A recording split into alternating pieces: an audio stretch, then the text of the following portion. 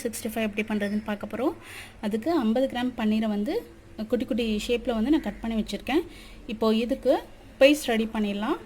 அதுக்கு என்ன பண்ணணுன்னா, ஃபஸ்ட்டு ஒரு பவுலில் 1 டீஸ்பூன் வந்து கார்ன்ஃப்ளவர் எடுத்துக்கோங்க. அப்புறம் 1 டீஸ்பூன் வந்து இஞ்சி பூண்டு பேஸ்ட்டு, அப்புறம் காரத்துக்கு ஏற்ற மாதிரி மிளகாப்பொடி, அப்புறம் ஒரு அரை ஸ்பூன் வந்து கரம் மசாலா, அப்புறம் இந்த டிஷ்ஷுக்கு தேவையான அளவு உப்பு, இது எல்லாத்தையும் போட்டுட்டு அப்புறம் கொஞ்சமாக தயிர் ஆட் பண்ணி இதை வந்து ஒரு பேஸ்ட் பதத்துக்கு ரெடி பண்ணிக்கோங்க. ஒரு 2 டேபிள் ஸ்பூன் வந்து புளிக்காத தயிர் எடுத்துக்கோங்க. ஒரு பேஸ்ட் பதத்துக்கு ரெடி பண்ணிவிடுங்க. பாருங்கள், பேஸ்ட் ரெடி பண்ணிட்டோம். இப்போது நம்ம வெட்டி வச்சுருக்கிற பன்னீர்லாம் இதில் போட்டுட்டு எல்லா பன்னீர்லேயும் கோட் ஆகிற மாதிரி நல்லா பிசைஞ்சு விட்டுக்கோங்க.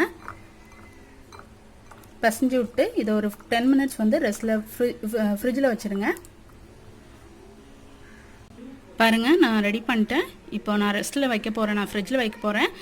இதுக்கு வந்து நான் எந்த கலரும் ஆட் பண்ணல. உங்களுக்கு வேணும்னா நீங்கள் வந்து ஃபுட் கலர் ஆட் பண்ணிக்கலாம். ஆட் பண்ணி வச்சுருந்த பன்னீர் ரெடி ஆகிடுச்சு. நான் என்ன காய வச்சுருக்கேன், என்ன காஞ்சோன்னா இதை போட்டு எடுத்துடலாம். எண்ணெய் ரெடி ஆகிடுச்சு. இப்போ நம்ம இதை ஒன்றுனா உள்ளே போட்டுடலாம். கொஞ்சம் கேப் விட்டு விட்டு போடுங்க.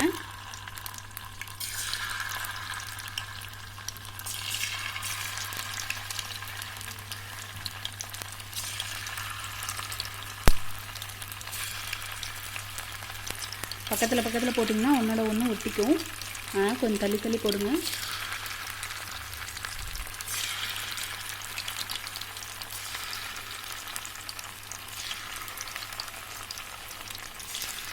மாதிரி எல்லாத்தையும் போட்டுடலாம்.